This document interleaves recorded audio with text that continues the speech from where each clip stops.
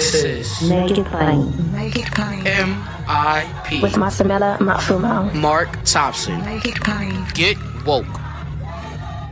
Ladies and gentlemen, once again, that time of the week. Time for Thursday Kos with the founder of the largest online progressive community, dailykos.com, the host of the podcast, The Brief, and also the founder of Civics with a Q. Markos joins us. Hey, buddy, how are you? Doing great. How are you doing? I'm just fine. We talked about this. I mentioned the online progressive community. What's going on? You've been having a little trouble the past couple of days. Huh? Oh man, yeah. The first half of this week has been a little rough. I don't think we've been down for 36 hours like this, maybe ever. But what happened? Daily Kos was down for about 36 hours. It felt like 2,000 hours, to be honest. And the whole, like, almost all, like half the web is hosted by Amazon Web Services, AWS, and they had an outage. And so on Tuesday, Reddit was down for most of the day. I know Disney Plus had issues. It was like everybody was having all these issues, and we were in that batch of people. We were affected. What happens, though, then Amazon came back up. Everybody else came back up, and we did not, because there was some weird bug or corruption in our code that meant that in that time when Amazon was having server issues, people created stories. And because the site would go up and down, right? And so some stories snuck in, but those stories that snuck in were corrupted. And so once the site would come back up, somebody would try to update one of those corrupted stories, and everything would come crashing back down. And so it kept doing this, for, I don't know, almost a whole day. And it took a while for my team to figure out what was going on and figure out that it was related to Amazon, and then having Amazon, lend their hand and offer suggestions on how we had to rebuild our databases. And so, site's back up, and knock on wood, everything seems to be back to normal. And by all indications, this bug would have emerged at some point or another. So maybe there's a silver lining in there. I'm trying too hard. It probably isn't, but it's all I gotta say is I'm glad that Trump was not indicted, that nobody important died, that Ukraine didn't win the war. Like, nothing major happened. Just a typical Republican nonsense. And yeah, we for a day and a half, we couldn't report on them blaming Silicon Valley Bank's collapse on woke culture or whatever nonsense they're doing today. But it's when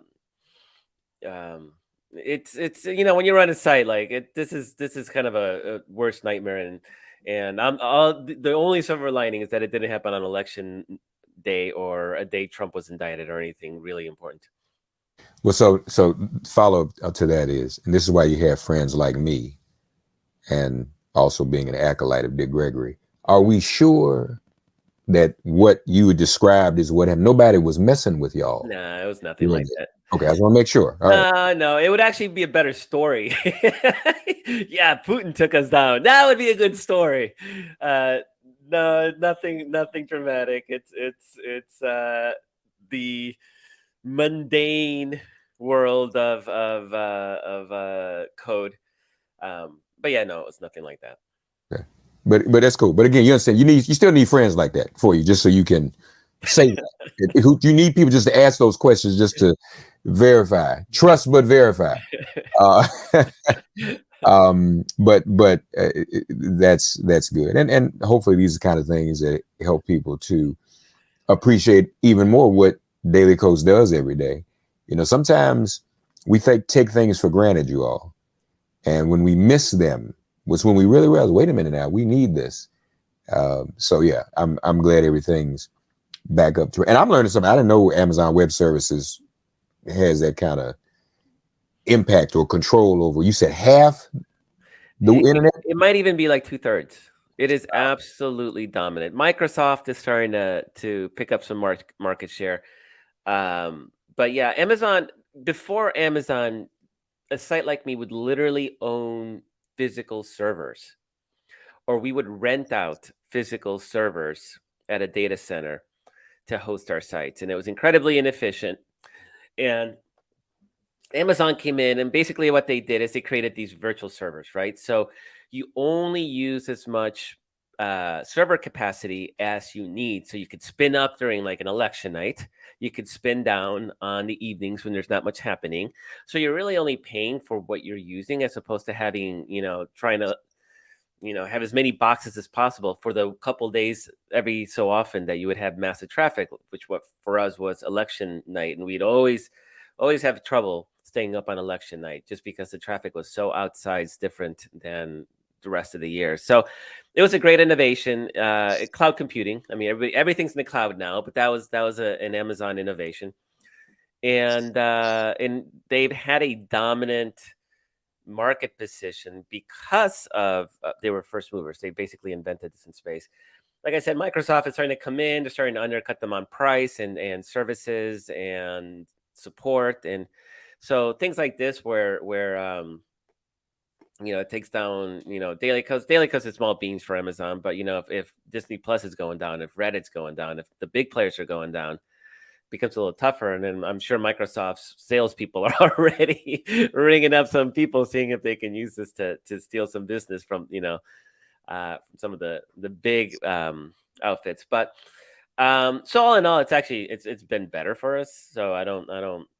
But it just shows how, I mean, anytime you have any kind of monopoly dominant position like that, it's not really great for anybody. So, Well, glad you're back, and whatnot. So, in the midst of all this week, of course, it looks like the Trump DeSantis conflict is heating up. Is DeSantis, has he hurt himself by suggesting Ukraine should not be a priority? I mean, it depends on what you mean by hurting himself. Clearly, he's trying to compete for the Trump base, and the Trump base is convinced that. I mean, they idolize Putin. I mean, they love their strong men who are anti-gay trans people who put journalists in jail. I mean, Putin is everything that Trump and his followers want. And that's what DeSantis is emulating. That's why, Florida's become such a bastion of fascism right now is DeSantis is making a play for that Trump base. And I'm actually kind of fascinated. Will it hurt? Broadly speaking, I actually think it does. I don't think that's a great general election play. I actually think it alienates a lot of Republicans. And Chris Christie just, I saw yesterday, he went after DeSantis and called him a Chamberlain.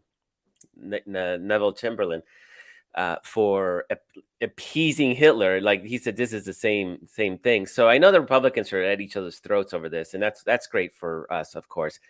Now, historically, the Republican Party's been split into three factions. They've had their Christian right, Christian coalition faction, which has been represented by people like Huckabee and Ted Cruz. They've had their Rockefeller Republican traditional establishment, just give us lower taxes, business people in the Wall Street faction. And then they've had the populist wing, which was, we saw them with the Tea Party, and are now the MAGA people. Now, what Trump did, which was interesting, is when he ran, he won on the back of the Tea Party crowd. So, rebranded as MAGA. He did not have the Christian coalition types. In fact, they did not like him and voted against him. They were Ted Cruz all the way, because of all the reasons you would imagine, right? Just Donald Trump is a ethical, moral cesspool of toxicity and just hideousness. So, and the Rockefeller Republican small tax wing, it's almost extinct, and a lot of them have actually become independent or even Democrats at this point. So what Trump did, though, after he won and after he delivered on the Supreme Court, is he actually won over that Christian coalition type. So it's not kind of interesting to see what openings there are. Is there still different factions in that Republican Party? Do they even exist? Or is it just one big MAGA blob? And so DeSantis, I think, has decided that it's just one big MAGA blob, and he has to vie for the same voters as Donald Trump. You have somebody like Nikki Haley, who's more broadly trying, she spoke in favor of Ukraine. She's more broadly speaking, I think, to more moderate Republicans. She's going to get 2%. Like she's a non-factor. And I don't know who else really is going to have juice. I mean, we just had the former governor of Maryland, Hogan, say he's not running for president. He would have ran to try to appeal to like that moderate Wall Street wing of the Republican Party. He knows it doesn't really exist. I mean, they might be 10, 15% at this point. So will it hurt him in the primary? No. In a general election, probably. That's my feeling right now. But we still don't really think that at least I don't yet think he has a real shot at winning the primary. I think he does. I mean, clearly, Yeah. for sure he's the underdog. We don't even know. We're even assuming that Donald Trump isn't indicted and forced to withdraw, just because of legal issues. So that could actually change the entire situation right there.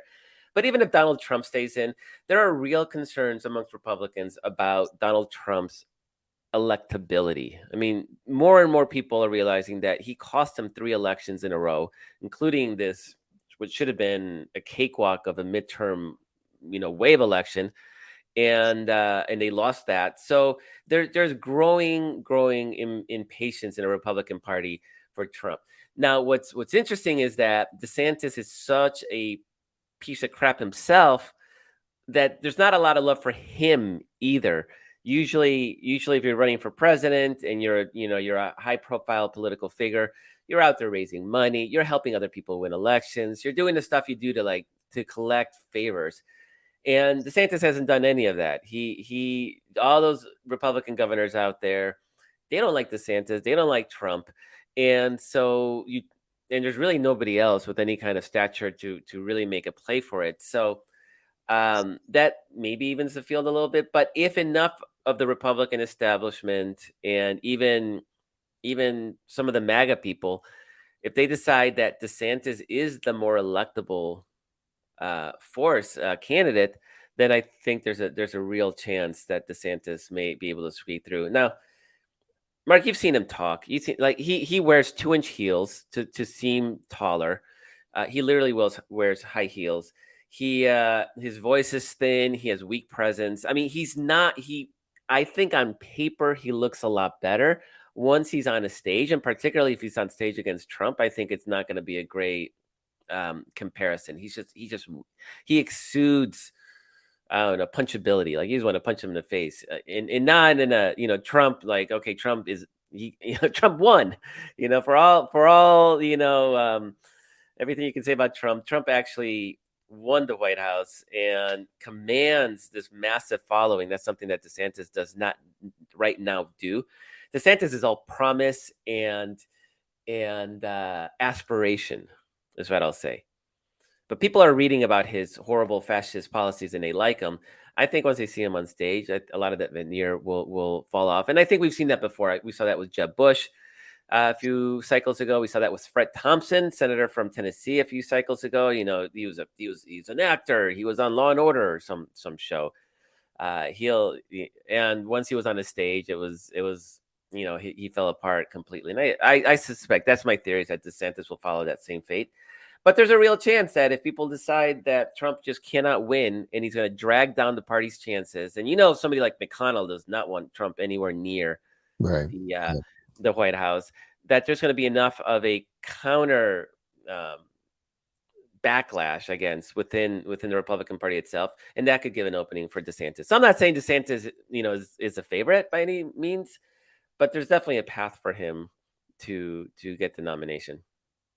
Well, but for that matter, who else is there? Nikki's not going to do it. No. There's nobody else that's going. Like you mentioned, Hogan has decided not to run, so it looks like it's going to be Trump, DeSantis, and I agree with you. I think under the best of circumstances, I don't see DeSantis winning anybody's nomination, unless there's just nobody else, and then I don't think he stands a chance in the general.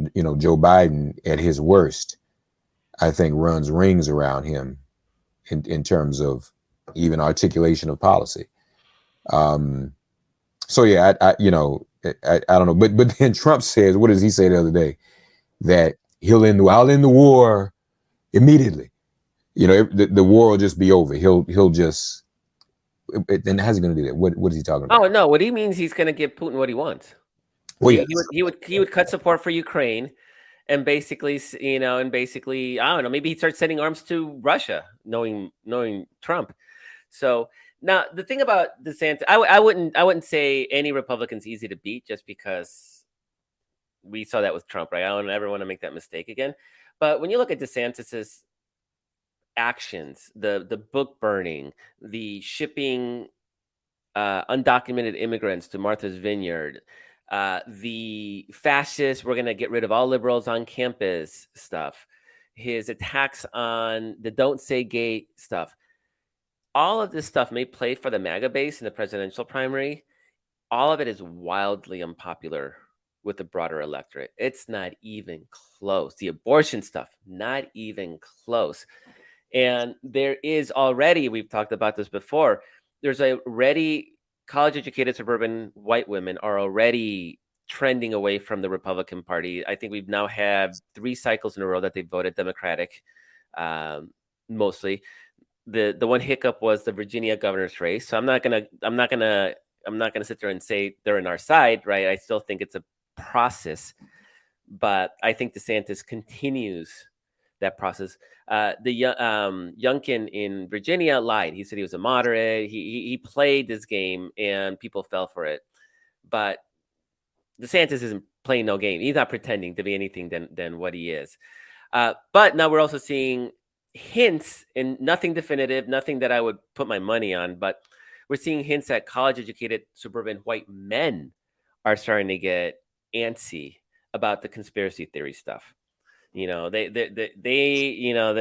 may be all toxic masculinity and play that game, but a lot of these conspiracy theories and even the abortion stuff seems to not be playing very well with that crowd. So again, I'm not going to ever underestimate a Republican in a presidential election ever again.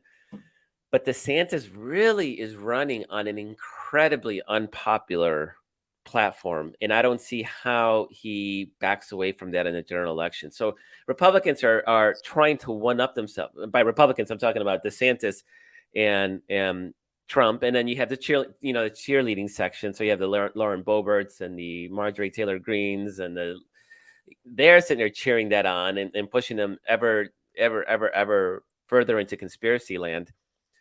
And it really is it's a rare moment where us liberals can just sit back, with a bag of popcorn and kind of enjoy the show.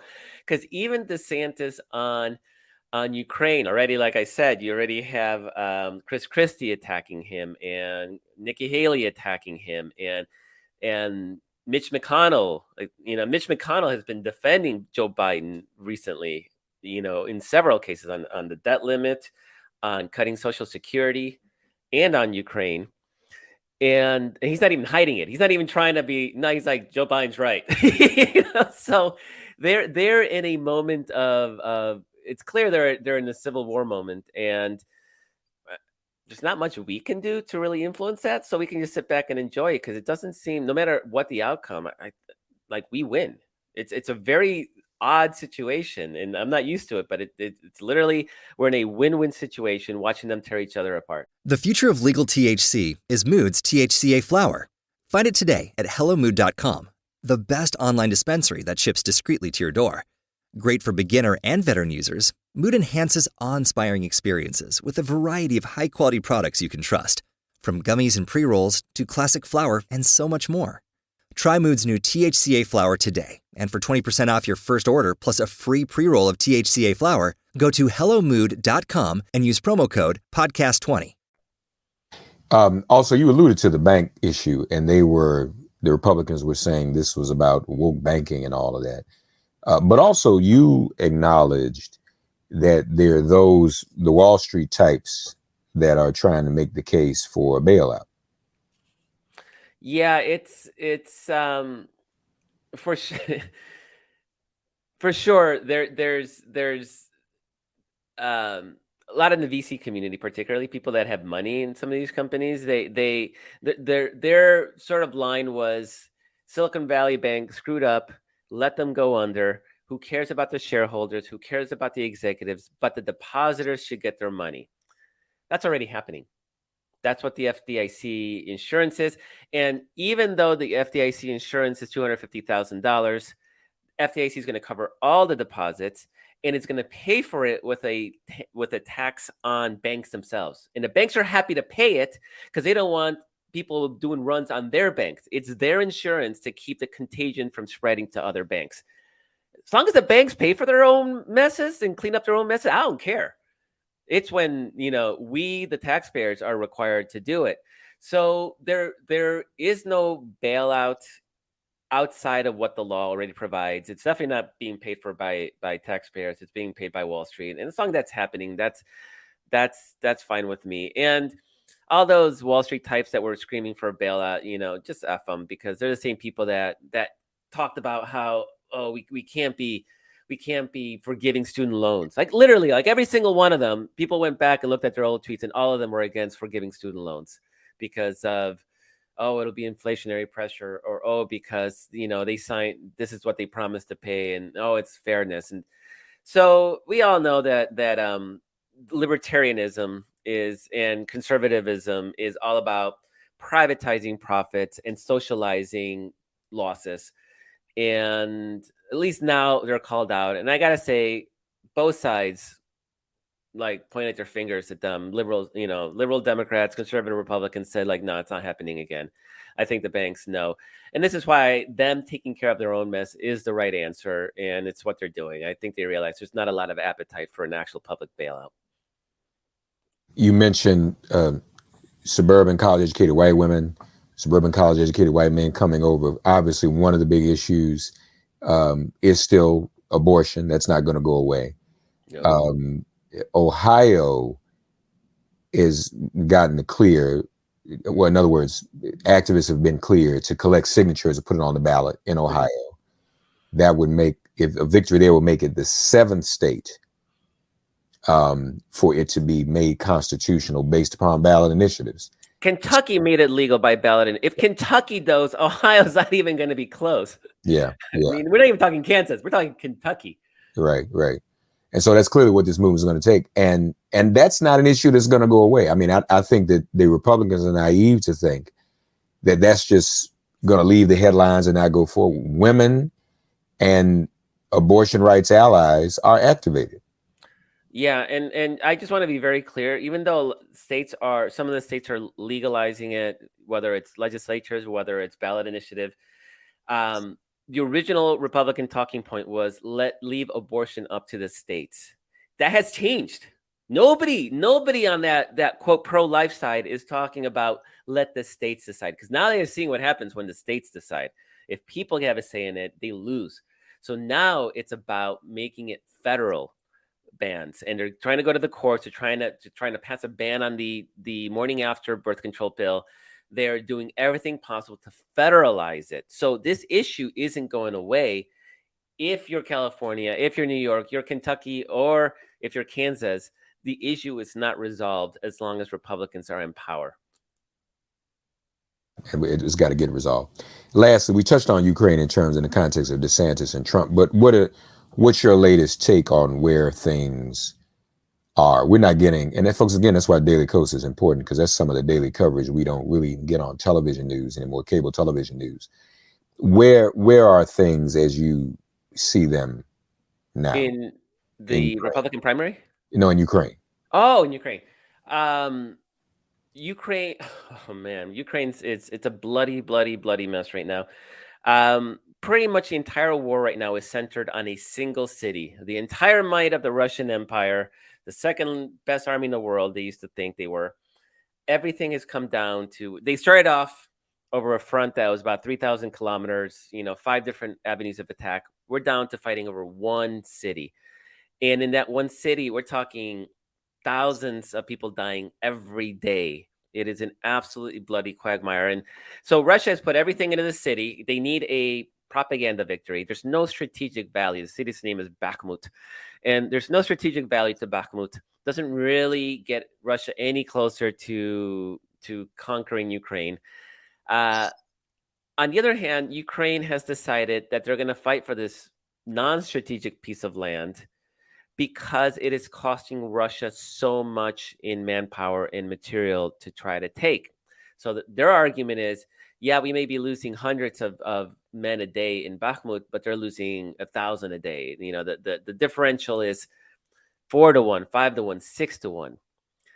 There's a lot of internal debate right now, particularly in Ukraine, about whether those numbers are still true and whether that cost is still valuable. Because what's happening is you got this flood of Western armor coming in, but it's going to be coming in May, June, actually March. I realize we're already in March. So March, April, May, June. And so you have Ukrainian troops training on that Western equipment in Germany, in Poland, and France and Spain. So the idea being, if you focus Russia's attacks on a single city of Bakhmut, it buys Ukraine time to train its assault forces for a future late spring, early summer offensive. So that's the theory.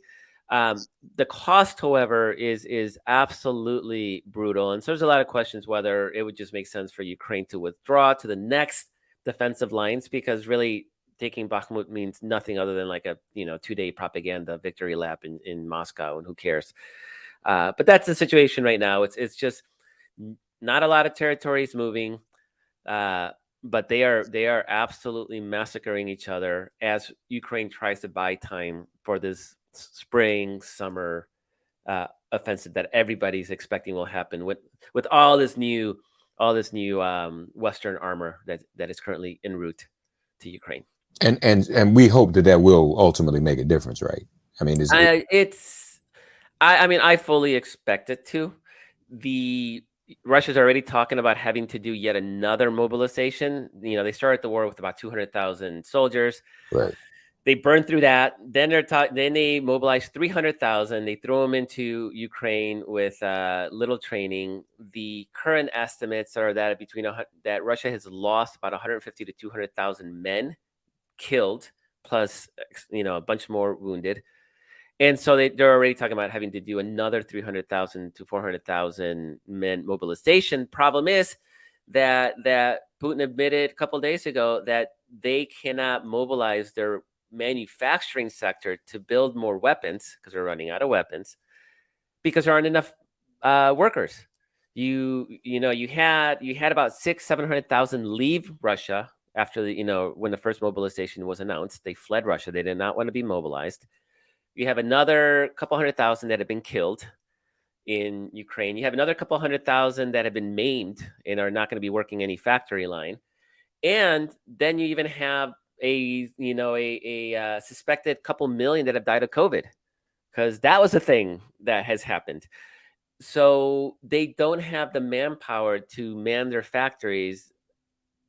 I'm not sure they can really mobilize another 300,000-400,000 and not exacerbate that impact on their economy. So Russia is in a lot of trouble. And I'm not going to say Ukraine isn't. Ukraine's a much smaller country and they're suffering horrific losses as well. But at least Ukraine has Western partners that are feeding it ammunition, feeding it weapon systems, and are providing budgetary support. Right now, Russia doesn't have any of that. It's running a massive budget deficit. The cost of oil and gas has plummeted globally, which also impacts its revenues. And again, it has this demographic manpower situation that is only getting worse. So it's an absolute mess of the situation for Putin. And I'm not sure what they think their way out is, because right now they're just feeding thousands of men into this meat grinder at Bakhmut. And yeah, they're making incremental gain. I'm not saying they're not, but it's one city. It's one little city. We're talking 10 square miles of gain over 8 months of fighting, and tens of thousands of dead in this assault for a city that really doesn't mean much. So it's an absolute bizarre situation. Nobody really quite understands what Putin thinks he's doing, and or what he thinks the end game is, other than more death and destruction. I encountered someone who was an anti-Putin comes out of Vietnam era, was a Vietnam anti-war activist, but considers himself a communist and a Putin supporter, even though I explained to him it's no longer communism, it's an oligarchy. But Yeah. what I said to him is that what you were opposed to in Vietnam, correct me if I'm wrong, Markos, is what Putin is doing now with the young man he's sending in to Ukraine. And I think we talked about that before. These are just, everyday people, unprepared young people, and they're dying. Mm-hmm. I mean, is that an accurate analogy? It is an accurate analogy. In fact, there's a name for those people. They're called the tankies. And they're named after leftist sympathizers of the Soviet Union who excused away Soviet invasions of Prague and Budapest back in the 50s and 60s. Those, repressive assaults on freedom-demanding protesters in what was then Czechoslovakia and in Hungary. And so they consider themselves anti-imperialist, but their whole notion, their whole worldview is that only America can be imperialist. Only Europe and America only the West can be imperialist. And it's a very bizarre worldview because it obviously imperialism knows no boundaries, right? I mean, China trying to extend its boundaries, Russia trying to extend its boundaries, Iran trying to extend it. That's all different flavors of imperialism. And I don't understand how you can say American imperialism in Iraq and Afghanistan and in Vietnam is wrong, but somehow explain away that Russia is totally justified in trying to expand its influence into Ukraine, Georgia, Armenia, Azerbaijan, and the rest of those rim countries, former Soviet republics. That is the textbook definition of imperialism. But the young people, there are a lot of young people losing their lives, right? A lot of young and now old because they've raised the conscription age to like 60. So they're sending in seniors at this point. It's bad. Russia's in trouble. Unprepared to fight. Yeah, no training. Just throw them into foxholes. They're basically human speed bumps, or they send them in waves to. I don't know if you saw the movie Enemy at the Gate. It's about two snipers in Leningrad.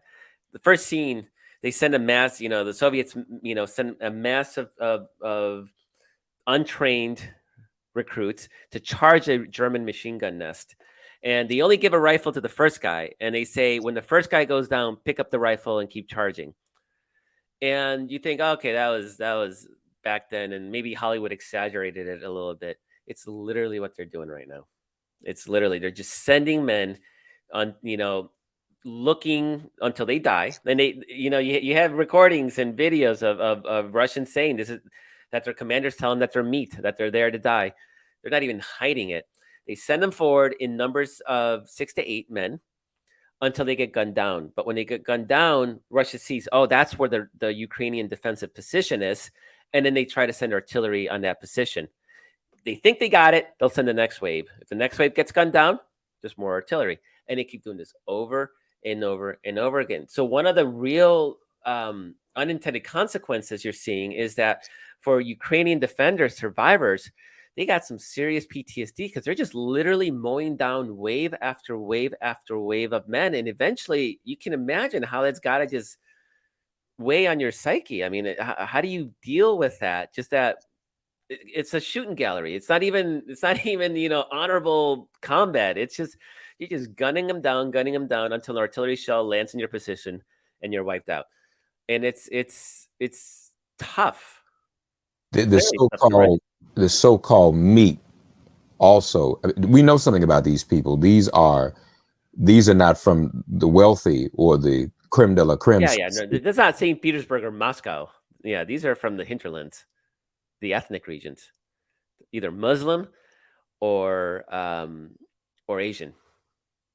And do we have any evidence that though any of those individuals have had the right or the option to be objectors, to be conscientious objectors? And I'm sure there's some serious consequences for that if they are. Yeah, no, the wealthy left. Anybody that had resources left the country. So when you talk about 600,000 to 800,000 Russians who fled, they're the ones that had the money. They were mostly from Moscow and St. Petersburg. everybody else, they don't have the resources. They can't just pick up and leave.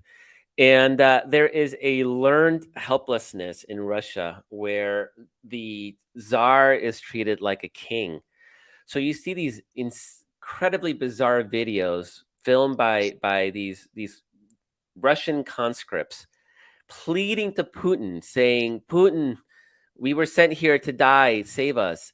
Because it's not Putin. In their mind, Putin's infallible. He couldn't be the one who actually sent them there to die. Some other low-level functionary made that mistake. And if only Putin knew, he would save them from their fate.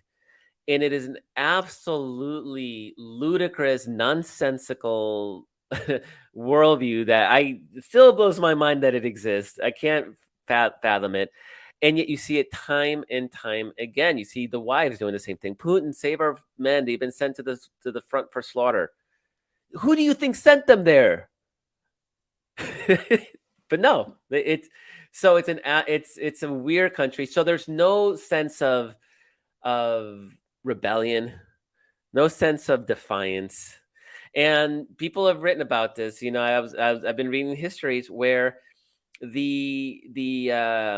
because back in Stalin's time, they would send out the secret police to round up dissenters, and sometimes they weren't even dissenters. They were just a neighbor ratted somebody out because the neighbor didn't like them, so they reported them as being anti-revolutionaries, and they would just go along without a fight, knowing what their fate was. They would just go along because that's just the way it is. And there's this really funny meme that's my favorite Russia meme, which it has famous just literary tradition of different cultures, right? And for Americans, it's "I will die for freedom." For the French, it's "I will die for love." For the British, it's "I will die for honor." And for the Russians, "I will die." And that's really what Russia is ultimately all about. If you read their literature, it's all about just how dreary and miserable and how you got to drown yourself in vodka to survive. Wow. That's something. Folks, dailykos.com, civics with a Q.com, the weekly podcast, The Brief. Check it out. Thanks as always, buddy.